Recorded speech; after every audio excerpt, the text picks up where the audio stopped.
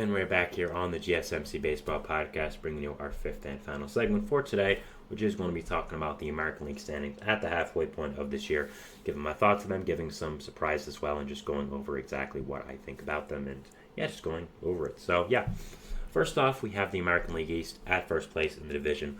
At 58 and 38, we have Baltimore Orioles, a 6.04 winning percentage for them. So, overall, the Orioles have been absolutely fantastic this year. I think they've pretty much lived up to every single expectation that you really expected of them this year. I think that most people expected them to build off of last year after the addition of Corbin Burnes, which is huge, and do better, and that's exactly what they've done. They're now one game ahead of the Yankees in first place in the AL East, who we expected them to be fighting with all year. Got the last game of a big series in Baltimore over this past weekend, and just overall have done a really, really great job and are a fantastic, fantastic team. Have so many great young players on this team, and also ones that have yet to come up in this farm system as well. So they're not going anywhere for a long, long time. They do have some needs they have to fill. I think another starting pitcher is definitely a need, so we'll be watching that. But overall, still, this team is absolutely fantastic. There's a lot to like here, and they've done such a great job this year as a team, and have been overall really, really good. So props to them. Next up, we have in second place, of course, the New York Yankees, who are 58 and 40, 592 winning percentage, a game out of first place, and of course, hold the first place wild card spot. Now, the Yankees and Orioles, we expected to go at it all year for first place in the AL East, and that's exactly what they've done. The Yankees started off absolutely incredible, being the best team in baseball by far, but they've really hit a little bit of a rough spot this part of the year now. There's a lot of question marks going about them. That is, do they have any good hitters besides Aaron Judge and Juan Soto? Again, I've told this before on the show. I don't really think so. Their rotation suffered a little bit. Their bullpen is not great. So there are some needs that have to be fixed here. But look, you have a great base. You have Garrett Cole, who's your ace. You have Aaron Judge and Juan Soto in that lineup. You have some of the best superstars a team can build around. So you still have some question marks on this team. You have to trade for some people at the deadline, but you still have a very good team that is, overall very exciting to watch, and should be very, very interesting to see what is going to happen with them and just what the rest of this year looks like. After that, we have in third place, who is in charge right now of the third wildcard spot in the American League, the Boston Red Sox, who are at a 53 and 42 record and have a 558 winning percentage. The Red Sox have been one of the biggest surprises of this entire year. I really did not expect them to be that good this year. I thought their rotation needed an ace-level pitcher. I thought their offense had some flaws in it, and man, have they proven me wrong. They've had really nice contributions from people in this rotation, like Nick Pivetta, Tanner Houck, Garrett Whitlock. So their rotation's been absolutely fantastic. Their lineup has been great. Tyler O'Neill's become an amazing addition. Rafael Devers has done his thing. Connor Wong's really broken out. Jarren Duran's really broken out. So I really like this Red Sox team, honestly, and I think that there is a lot to like here for this team. I think there is a lot of positive contributions here for this team, and just a lot of players to be able to really like and overall be able to look at for the future and say, we really like him and he's a big part. So very, very exciting time if you're a Red Sox fan, and they've had a great, great season. Props to them. Fourth place, we have exactly at 500, 48 and 48, the Tampa Bay Rays. The Rays have been disappointing this year, but kind of what I expected. I thought they would be pretty mediocre, and that's exactly what they have been. They had too many injuries this year going into for me to feel like they would be a true contender.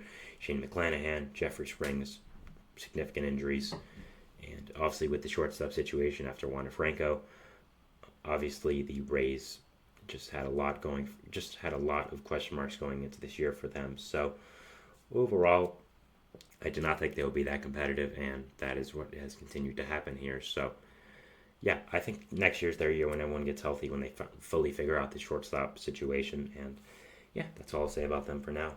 Just kind of got hit with some bad luck. The Blue Jays in last place here at 44 and 52, a 458 winning percentage. Man, this year has gone bad for the Jays. Are carrying a franchise record payroll, and it is not going well. They're gearing towards, I would say, a full-out rebuild with the way they performed this year and the way they performed all throughout. So, definitely is not great for them right now. I think that they're really, again, gearing towards a full-out rebuild, and, man, not going well for their franchise right now.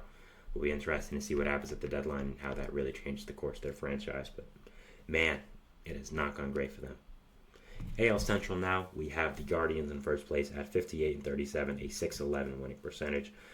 Wow, have the Guardians done absolutely fantastic. I mean, I've talked about them enough in the show, but continuing to talk about them, I did not expect them to be that good this year. I really did not expect them to be good whatsoever, and the fact that they now are fully in first place of this AL Central is absolutely fantastic. They've had such great contribution, guys I really did not think would be good.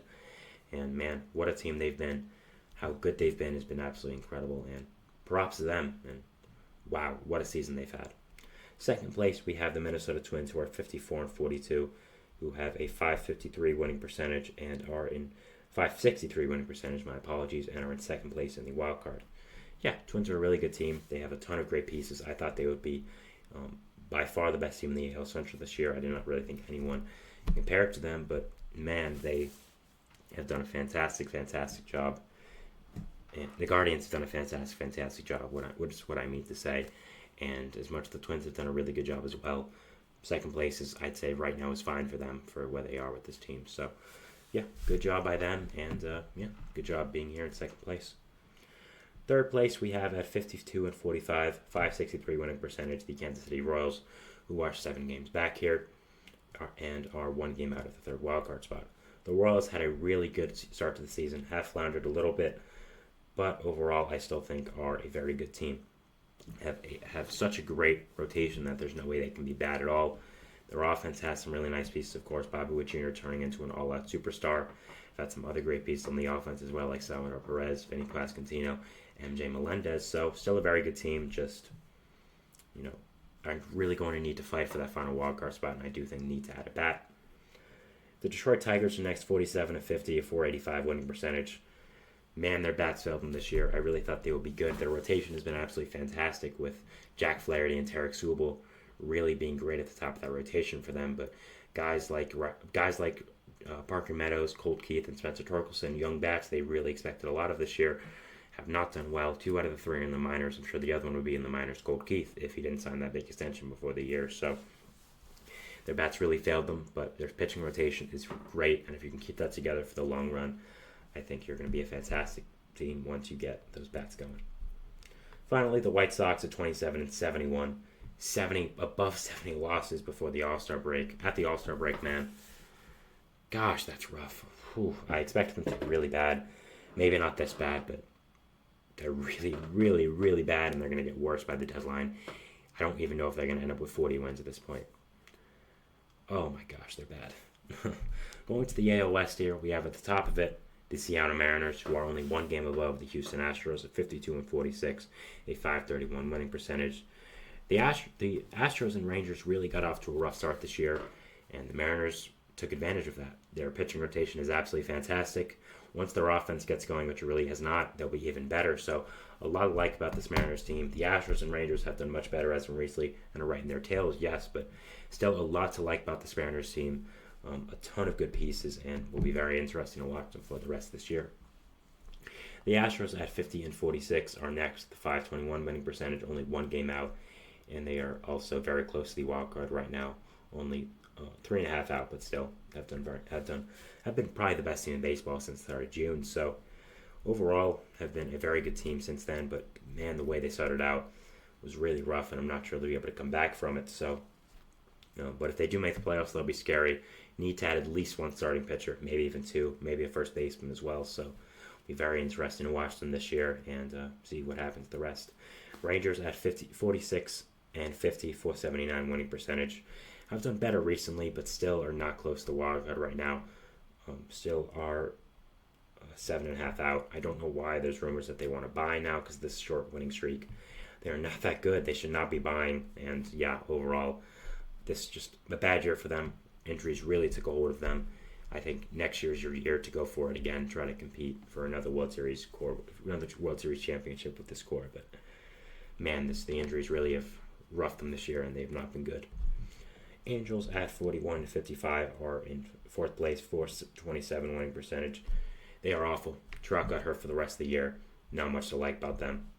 They're going to be here. No surprises. And last place, of course, is the Oakland Athletics, who are 36-7-61. Mason Miller and Brent Rooker are the only reasons why they are not on the White Sox level of bad. So, yeah, but overall, they're an awful, awful team, and this is where we expect them to be. Maybe even worse, but props to them for not doing as bad. So, that is our show for today, guys. I want to thank you so much for watching. Remember to like, subscribe, hit the notification bell to not only get notified